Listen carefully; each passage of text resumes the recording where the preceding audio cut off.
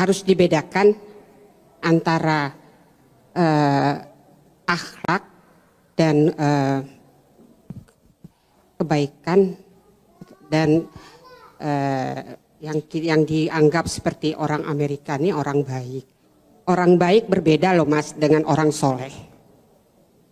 Kategori soleh itu kan kita sudah jelas di dalam Quran. Ya, tapi kalau orang baik itu semua orang bilang baik.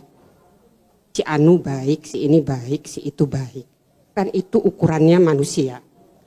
Ya, baik menurut manusia belum tentu baik menurut Allah. Jadi bagaimana menurut Mas MH tentang hal Pak Ainun tentang hal ini, kalau kita nggak punya rujukannya, rujukan antara soleh dan baik, ya. Kalau orang baik di mata Allah pasti baik semua manusia bilang, ya. Tapi belum tentu baik di mata manusia, baik menurut Allah. Ini ada guidance-nya, ada aturan mainnya, gitu, ya. Kalau semua dibilang yang penting baik, karena banyak yang dibilang yang penting baik, saya nggak ganggu orang kok, saya nggak menyakiti orang, saya selalu berbuat baik, itu saya selalu sedekah, gitu ya. Jadi saya rasa harus punya ketentuan soleh dan baik. Ya. Soleh di mata Allah itu tentu ada aturan-aturannya semuanya. Ya.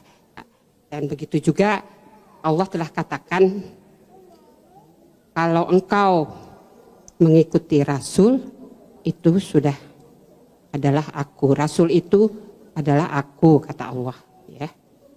Jadi segala mu'ail katakan.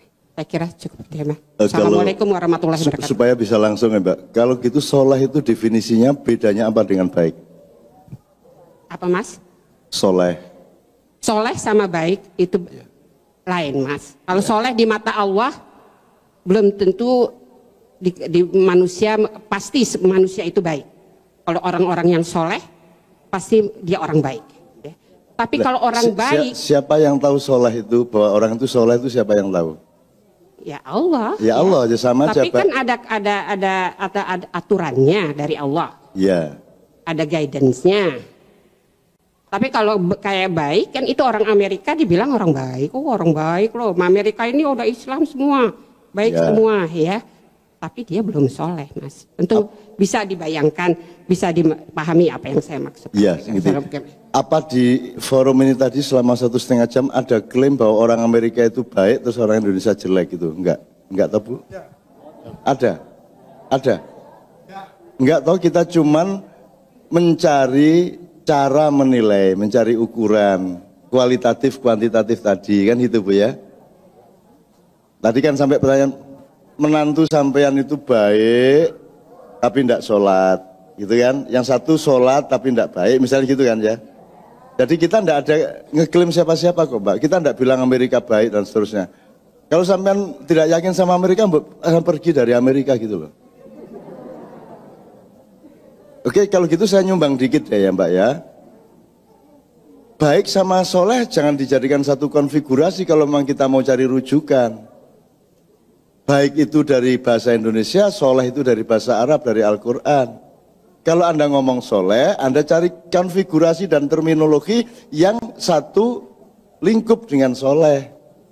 Jadi kalau dalam Al-Quran itu ada khair, ada ma'ruf, ada ihsan, ada birrun, ada ihsan, ada soleh. Gitu Bu. 6 ini beda-beda konteksnya, view-nya dan angle-nya beda-beda. Baik tidak bisa dipelajari di sini karena baik ini dari budaya yang lain sama sekali. Kalau khair, ma'ruf dan seterusnya sampai soleh tadi itu jelas rujukannya di Al-Quran. Misalnya kalau khair itu kebaikan yang bersifat universal dan belum tertentu, dia umum. Maka oleh Allah treatmentnya, aplikasinya adalah dianjurkan, tidak boleh diperintahkan. Yad'una ilal khair. Itu Bu. Kalau ma'ruf itu sudah padat, sudah jadi pasal, sudah menjadi undang-undang, maka harus diperintahkan. Dia sudah sesuatu yang harus diletakkan sebagai perangkat undang-undang. Maka treatmentnya adalah ya'muruna bil ma'ruf. Itu kalau kebaikan dalam konteks ma'ruf. Jadi tidak bisa soleh dibandingkan dengan baik, ya tidak bisa. Wong itu dua dunia yang sama nilainya mungkin, tapi secara akademis tidak bisa, secara ilmiah tidak bisa gitu loh Bu.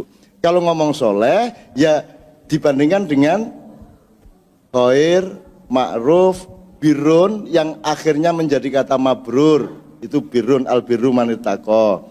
Kemudian ada ihsan, ya, ada ud'u ila sabili rabbika bil hikmati wal mau'izatil hasanah wajadilhum billati hiya ahsan. Dari kata itu kemudian kata bendanya adalah ihsan karena benda abstraknya. Terus baru soleh. Soleh itu kebaikan yang harus kita tafsirkan. Ini bisa ada 1000 tafsir. Saya juga belum tentu benar. Tapi kalau mau ngomong soleh, jangan ikut kepada yang selama ini diomong-omongin di koran-koran, aku anak soleh, aku anak soleh.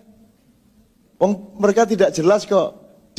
Di terjemahan Al-Quran itu semua diterjemahkan baik semua. Khair ya baik, ma'ruf ya baik, soleh ya baik. Coba sekarang tanya sama para pendidik di Indonesia, what do you mean by soleh? Ya baik loh, kalau baik khair. Kalau khairnya itu padat, ma'ruf. Kalau khairnya itu spesifik, hubungan private dengan Allah namanya bir. Maka tidak ada pengusaha mabrur, tidak ada presiden mabrur, yang ada adalah haji mabrur. Bahkan sholat pun tidak mungkin mabrur. Karena dia harus mencapai tingkat yang lebih tinggi lagi. Maka ketika dia di puncak kehajian, dia mabrur. Tapi tidak bisa terjadi pada pengusaha, pada ilmuwan, tidak bisa terjadi. Itu kebaikan yang beda lagi. Ihsan lain lagi. Itu Bu. Nah, soleh itu sebenarnya komprehensi dari seluruh dimensi kebaikan yang ada di dalam probabilitas kehidupan budaya dan peradaban manusia. Itu soleh. Jadi kalau kita ngomong soleh, tidak ada anak soleh itu, tidak ada anak kok soleh. Dia belum punya pertimbangan akal, dia belum akil balik kok anak soleh.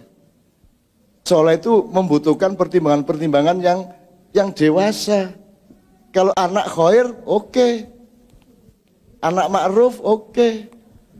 Tapi kalau anak soleh, ya tapi tidak apa-apa, sama-sama tidak ngertinya kok. Yang penting maksudnya apik kan gitu kan sekarang. Gitu loh. Jadi kalau mau serius, ayo serius. Gitu loh. Tapi mana yang serius selama ini? Majelis Tarjih Muhammadiyah juga nggak pernah berfatwa soal itu. Bahsul Masail NU tidak pernah berfatwa soal itu. Majelis ulama itu yang diurusi juga makanan aja. Halal. Gitu loh Mas.